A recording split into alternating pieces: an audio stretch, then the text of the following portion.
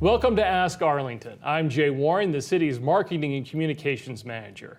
Now, Ask Arlington is a show dedicated to answering the questions that you have about what's happening across our city. Each week on the city's social media pages, we'll let you know what the topic is for that episode. And all you have to do is post your question, and we'll get it answered during our show. This week, we're going to be looking at all of your pet-related questions, and here to help us do that is Dr. Chris Jenkins, the volunteer veterinarian with the Arlington Animal Shelter. Let's take a look at some of the work that Dr. Jenkins does at the shelter. Well, we're gonna look. Let's look and see. How old are these dogs? Good dog. Put your little Band-Aid on here. In the past 20 years or so, animals have really become part of the family. How old is she? She will be 12 coming up. To give people an opportunity to come and ask questions, have an animal looked at, and find out, if they really have a problem, if they need to go see the veterinarian, to get advice in an environment where they know there's not going to be any expense involved. It's rewarding when you can help somebody and their pet. And what's your name? Isabella. How are you? Nice to meet you. And to me, the most rewarding part of it is the interaction with the people and their pets. Thanks a lot. Thank you. You bet. And joining us now in the studio is Dr. Chris Jenkins. Dr. Jenkins, thanks for being here with us. Thank you, Jay. Thanks for having me. We got a lot of good questions for you. So let's start off with a question that comes to us from Susan, and it's about fleas. No one likes fleas, right? And she wonders what the best protection for dogs. Is it a spot treatment or is it a pill form? And also, what about cats? Well, there's probably not a more appropriate question for this time of year and this type of weather that we're having, because fleas, they like it warm and they like it wet. And this is going to be a horrible flea year, so people really need to take precautions to get rid of and prevent fleas on their pets. Any method that controls flea reproduction is the best method. It's impossible to control fleas on your pet or in your home without controlling their reproduction. Just by killing adults, unless they're killed very, very quickly, you'll never get control of a problem. And there's really two approaches. One is if you don't have a problem already, to use something as a preventative that either kills fleas so quickly they can't reproduce, or number two, prevents the fleas from reproducing. And there are topical medications that prevent flea reproduction. There are oral ones.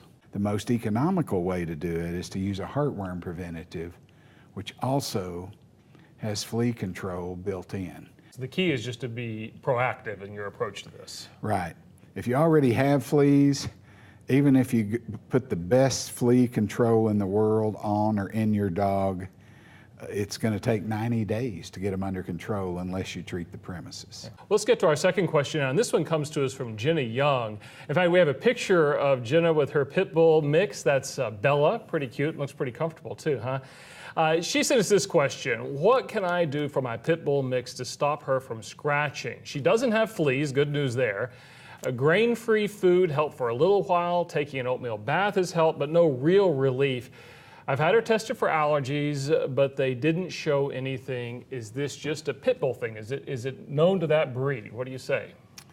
Well, no, it's not just a pit bull thing. There are breeds that do have more skin problems than others, and pit bulls are not known for having very good immune systems. Most of these itching problems are all allergy problems, really. Whereas humans manifest allergies through the respiratory tract, we sneeze, we cough, we get stuffy noses. Dogs manifest those allergies through their skin. They itch. That includes their ears. All recurring ear problems in dogs are allergic problems. Most of these skin problems are allergy. Now, a grain-free food would be the answer only if the dog were allergic to certain grains. Sure. And while food allergies do exist, they're not the most common form of allergy in dogs. Mostly it's atopy, things they inhale from the environment. So you get an allergy shot for a dog just like you do a human? You can do desensitization, which in other words, the dogs are tested and then they get shots to try to desensitize them to whatever they're allergic to. However, that is not near as successful in dogs as in humans. Bathing the dog regularly, keeping as clean and dust-free an environment as you can is important. Reducing all secondary irritants like fleas, that's very important. But sometimes you have to resort to things to block the allergic reaction. There's short-term medications that work very well, like corticosteroids, prednisone, dexamethasone, that block the allergic reaction, stop the itching. Often antibiotics are necessary because the skin has become secondarily infected from the itching and licking and scratching. My corgi had to have that, and the steroid plus the antibiotic that you mentioned, it worked wonders, and it got it under control within just a couple of days, actually. So it was pretty fast. It was nice. It's very quick, within hours. Yeah. And unfortunately, dogs cannot take corticosteroids indefinitely. Right. So, but for seasonal allergies, that's probably the best solution. Just like humans, just something you need to get through the allergy season, right? Our last question comes from Trish Pirtle. She says that her property is overwhelmed with mosquitoes right now. And she wants to know, can pets get West Nile virus? We've been worried about that with humans, but can cats and dogs get that? Well, they've done some research on dogs and cats with West Nile virus, and they do become infected. They do become viremic, but the virus does not make them sick. So West Nile virus is not a concern that anybody's aware of right now for dogs and cats. Still a good idea to keep the mosquitoes under control on your property, because that can help prevent heartworms, correct? Correct. Heartworms are spread from one dog to another via mosquitoes. That's the only way they're transmitted. And that's a very deadly disease that's very common in our area. Most dogs of any age have either been on heartworm prevented or they have heartworms. There's not much in between. All right. Dr. Jenkins, thanks so much. That's all the time we have for now. Great insight from you and some great questions from you at home as well. We thank you for sending those to us. And a reminder, May is Adopt a Dog weighing 50 pounds or more month for just $25. That's at the Arlington Animal Shelter. All you have to do is head out there. You'll find your forever pet for sure, whether it's a cat or a dog, big or small. They've got them all and some really great pets to adopt.